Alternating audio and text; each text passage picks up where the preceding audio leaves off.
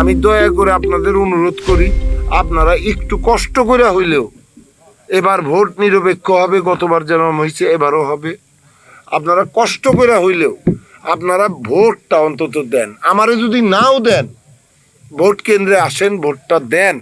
দোয়া করলো, আমার আবার কানের কাছে বললো, খুব খুশি লাগলো। হুজুররা দোয়া ধরলে তো ছাড়তে চায় না, স্মার্ট হুজুর। আমি বলছি স্মার্ট হুজুর।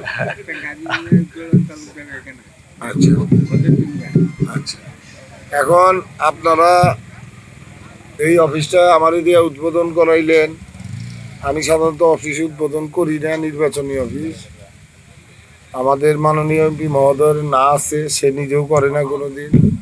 আসলে আপনাদের যে সন্তানেরা আছে তাদের সাথে আমার আসলে অনেকের সাথেই খুবই সম্পর্ক ভালো, এই কারণে আমার আসতে হইল। আলহামদুলিল্লাহ। হ্যাঁ, এখন উদ্বোধন করে গেলাম অফিস, রেজাল্ট হইল সেই রকম বাজে, তাহলে আপনারা কি মুখ দেখাইতে পারবেন? হ্যাঁ, দায়িত্বটা আপনারাই নিলেন না এখন তো। আলহামদুলিল্লাহ।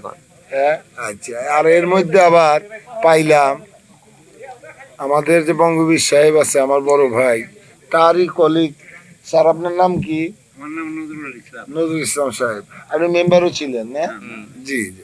স্যার তো জানেনই, আমার বড় ভাইয়ের কলিগ ছিল। উনি তো বড় ভাইয়ের সিনিয়র ছিলেন, পাকিস্তান আর্মির কিন্তু লোক ওনারা, আপনারা জানেন। এই কাহিনী কি আর গ্রামবাসী জানে? স্যার, আমরা গর্বিত আপনাদের নিয়ে। আপনারা চলে গেলে আমরা হয়তো দাঁত থাকতে দাঁতের মর্যাদা বুঝে না মানুষ, কিন্তু আপনারা আছেন তো, এই জন্য বুঝতেছি না। চলে গেলে কি জিনিস হারাইলাম সেটা আমরা তখন বুঝতে পারবো। যেহেতু নির্বাচনের বিষয়, এই দুই চারটা কথা বলতেই হবে, বলা দরকার। অতএব আমিও একজন ক্যান্ডিডেট হয়েছি, আপনাদের সন্তান, আপনাদের মাটির সন্তান। এবং এই যে এই অঞ্চলটা কালিহাতি প্রপারে আপনারা যে যান, বিশেষ প্রয়োজন ছাড়া আপনাদের কিন্তু প্রয়োজন পড়ে না। আপনারা যান সবসময় টাঙ্গাইলে। সত্য কথা যেটা, টাঙ্গাইলে আপনাদের একটা ছায়া লাগবো না? আপনাদের ছায়া লতিফ সিদ্দিকী সাহেব, আপনাদের ছায়া বঙ্গবীর সাহেব, আপনাদের ছায়া মুরাদ সিদ্দিকী সাহেব, আপনাদের ছায়া তো আমিও।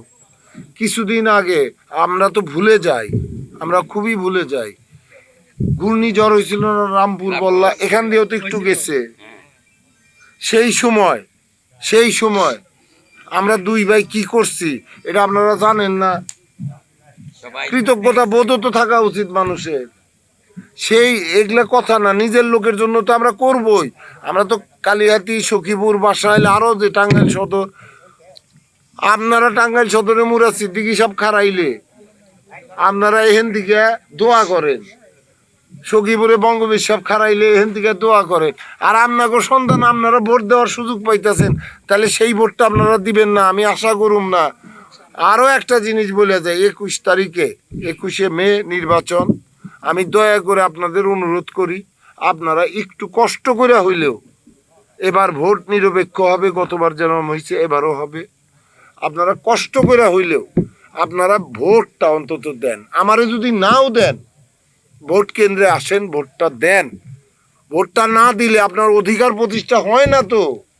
আমি বাসায় শুয়ে গরুর মাংস দিয়ে, মুরগি দিয়ে ভাত খেয়ে আজাদ সিদ্দিকী পাস করবো, এই স্বপ্ন দেখলে লাভ আছে? অন্তত একটা করে ভোট দেন। ভোট যদি না দেন, আপনি আমাদের এই যে 3 জন ক্যান্ডিডেট আছি এবং ভাইস চেয়ারম্যান ক্যান্ডিডেট আছি, তাদের কাছেও অপরাধী, রাষ্ট্রের কাছেও অপরাধী আপনি। অতএব আমি বলবো, অনুরোধ করবো, হাত জোর করে, করজোর করে যে আসেন ভোট কেন্দ্রে। আমাকে পছন্দ না হইলে না দিয়েন, কিন্তু ভোট কেন্দ্রে আসেন, আইসা আপনারা ভোট দেন। আর আমি আশা করব, যেহেতু আমি আপনাদের সন্তান, আমি ক্যান্ডিডেট, আনারস মার্কায় আপনার একটা করে ভোট দিয়ে আপনার নিজের মুখকে উজ্জ্বল করেন, নিজেকে নেতৃত্ব দেন। আপনার সন্তানকে নেতৃত্ব দেওয়ার অর্থই হলো আপনি নেতৃত্ব দিচ্ছেন। সবাইকে অসংখ্য ধন্যবাদ। আসসালামু আলাইকুম। মিশন 90 সংবাদের পিছনে নয়, ভিতরে ছুটি।